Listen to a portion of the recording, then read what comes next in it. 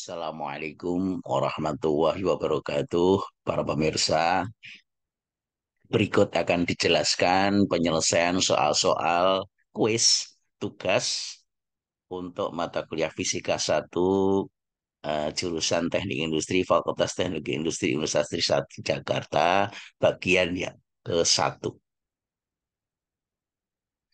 Soal yang pertama, mobil berjalan dengan kecepatan 72 km per jam. Tiba-tiba berada jarak 130 meter di depannya, ada truk lagi berhenti. Sopir mobil sedan baru menyadari 3 detik kemudian dan segera menginjak rem kuat-kuat agar tidak terjadi kecelakaan. Mobil sedan dapat diperlambat sebesar 2 meter per second kuadrat. Pertanyaan yang pertama, apakah mobil sedan akan menabrak truk? Kemudian yang kedua, jika menabrak truk, berapa kecepatan mobil sedan saat menabrak truk? Dan jika tidak menabrak, tentukan posisi mobil sedan saat berhenti. Penyelesaiannya para pemirsa, ini gambaran skema dari kedua kendaraan. Jadi ini mobil sedan, kemudian ini mobil truknya berhenti, jaraknya ini 135 meter. Kemudian kecepatan dari mobil sedan sebesar 72 km per jam. Itu kalau kita konversi menjadi SIMKS adalah 20 meter per second. Nah, karena mobil sedan ini baru menyadari 3 detik kemudian, berarti selama 3 detik ini kendaraan mobil sedan ini berjalan dengan kecepatan konstan atau GLB. Nah, jarak yang ditempuh selama mengalami GLB adalah S sama dengan V0 kali T, yaitu 20 meter per second selama 3 detik, jadi 60 meter. Jadi artinya mobil sedan ini sudah maju sejauh 60 meter, baru dia melakukan pengereman. Nah, sehingga sisa jarak dari posisi sedan sampai dengan bagian belakang truknya, yaitu S2 sebut saja, sama dengan 135 dikurangi 60 meter, yaitu sebesar 75 meter.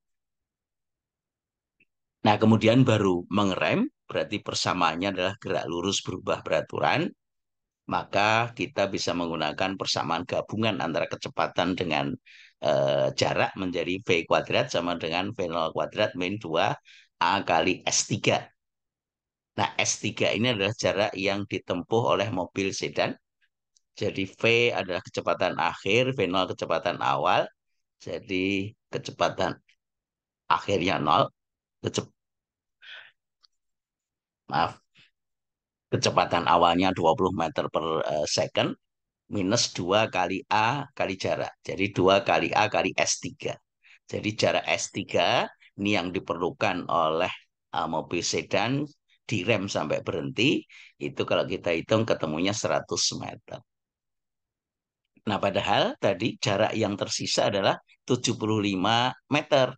Berarti kesimpulannya karena S3 100 meter lebih besar daripada S2 75 meter, maka kesimpulannya mobil sedan akan menabrak truk. Nah, kemudian akan kita hitung berapa kecepatan mobil sedan saat menabrak truk. Maka kita menggunakan persamaan yang sama, V kuadrat sama dengan V0 kuadrat min 2A S2. Nah, S2 adalah sisa jaraknya tadi, yaitu 75 meter. Jadi V kuadrat sama dengan 20 kuadrat, V0-nya, minus 2 kali A, A-nya sama dengan 2, dikalikan S, jarak yang tersisa, yaitu 75 meter. Jadi 20 kuadrat sama dengan 400, 2 kali 2 kali 75 sama dengan 300, jadi dikurangi sama dengan 100, ini adalah V kuadrat, maka V-nya sama dengan akar 100, yaitu 10 meter per second. Jadi kesimpulannya, mobil sedan akan menabrak truk dengan kecepatan 10 meter per second. Nah, itu adalah penyelesaian untuk soal nomor 1, para pemirsa. Kita akan lihat soal nomor 2. Pada gambar berikut, lintasan lengkung, ini AB itu licin sempurna, kemudian lintasan BC sepanjang D sama dengan 7 meter memiliki koefisien gesek 0,2.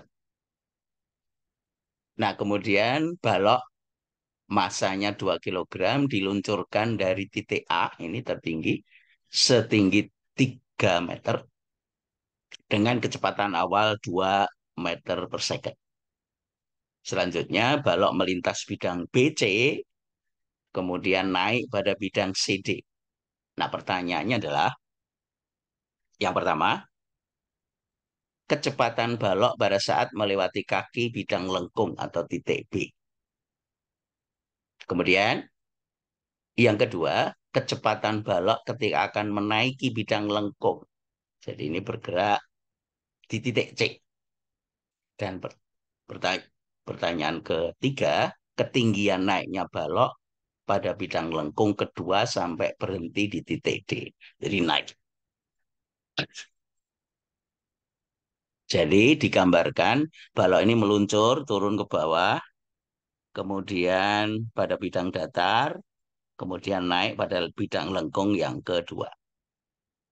Bidang lengkung yang pertama licin sempurna, bidang datarnya ada koefisien gesek kinetik, kemudian bidang lengkung kedua adalah licin sempurna lagi.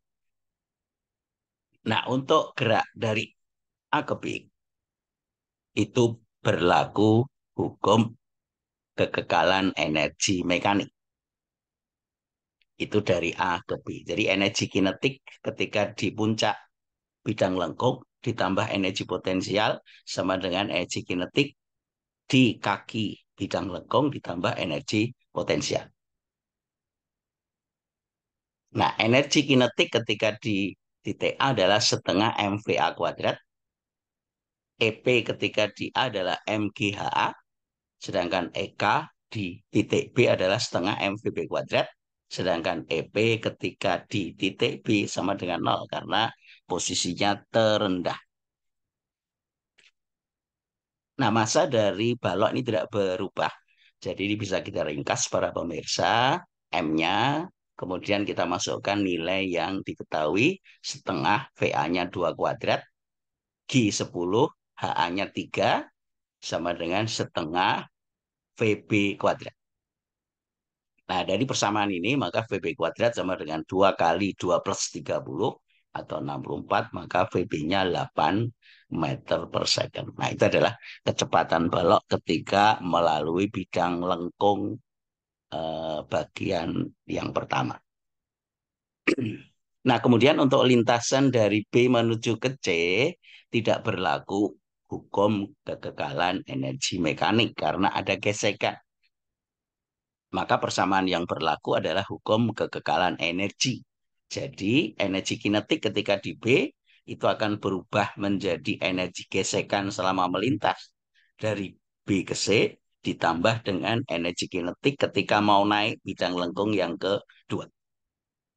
Jadi energi kinetik di titik B sama dengan energi gesek dari B ke C ditambah dengan energi kinetik ketika akan menaiki bidang lengkung yang kedua. Nah, dari persamaan ini, kalau kita masukkan persamaannya, setengah MVB kuadrat sama dengan energi gesek itu sama dengan gaya gesek kali jarak. Gaya gesek sama dengan mu K kali mg atau N kali jaraknya S dari B ke C. Kemudian energi kinetik di titik C adalah setengah M VC kuadrat. Sama dengan bagian A, maka massa dari balok ini nggak berubah. Sehingga ini bisa diringkas M-nya, maka persamaannya tinggal setengah kali V-nya ini 8 kuadrat sama dengan mu K 0,2 kali G-nya 10 kali S panjang lintasan dari B ke C 7 meter plus setengah VC kuadrat. Nah, kalau kita masukkan nilai-nilainya, maka akan ketemu nilai dari VC tadi itu menjadi 6 meter per second. Nah, itu adalah kecepatan balok ketika akan naik bidang lengkung yang kedua. Nah, kemudian yang ketiga adalah lintasan dari C ke D. Nah, ini karena licin sempurna lagi, maka berlaku hukum kekekalan energi mekanik. Nah, jadi ketika di titik C, itu energinya hanya kinetik saja karena potensialnya sama dengan nol. Kemudian ketika sudah naik pada titik D, berarti energi kinetiknya nol karena berhenti. Berarti hanya energi potensial saja. Maka persamaannya adalah setengah MVC kuadrat sama dengan MGHD. Nah, ini M-nya juga enggak berubah, para pemirsa. Berarti bisa diringkas. Maka persamaannya menjadi setengah VC kuadrat sama dengan G kali H2. Kalau kita masukkan nilainya setengah VC tadi sudah dihitung 6 sama dengan G10 kali H2. Nah, sehingga dari sini H2 sama dengan 6 kuadrat 36 per 2, 18 per 10, 1,8 meter. Demikian jawaban soal nomor 2, para pemirsa. Nah, untuk soal berikutnya, itu akan dilanjutkan ke bagian yang kedua. Terima kasih atas perhatiannya. Kita akan lanjut ke bagian yang kedua untuk membahas soal selanjutnya. Terima kasih. Assalamualaikum warahmatullahi wabarakatuh.